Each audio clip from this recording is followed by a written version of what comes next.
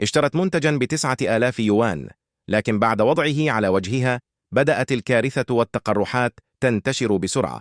من جهة أخرى، اشترى شاب نفس المنتج من غرفة البث المباشر للمذيعة لإسعاد حبيبته. في اللحظة التي وضع المنتج على وجه حبيبته، بدأ جلدها يتقرح بشدة، فأصيب الشاب بالذعر وسارع إلى الكمبيوتر لسؤال البائعة، لكن البائعة قامت بحظره فورا. لم يعد الشاب يحتمل، فأوقف المذيعة في الشارع وقال لها: اشتريت هذه العبوة من البث الذي تروجين له، وبعد أن وضعتها لحبيبتي بدأ وجهها يتقرح.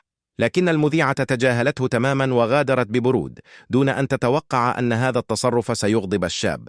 قالت له بسخرية: إذا كانت لديك مشكلة في المنتج فعليك أن تسأل الشركة المصنعة.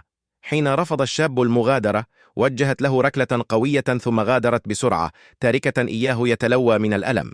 لكن بعد أيام بدأت المذيعة بثا مباشرا كالمعتاد، وبعد دقائق أغمي عليها فجأة، وظهر خلفها شخص مقنع يقترب منها بهدوء. وعندما فتحت المذيعة عينيها، وجدت نفسها مقيدة في مبنى مظلم.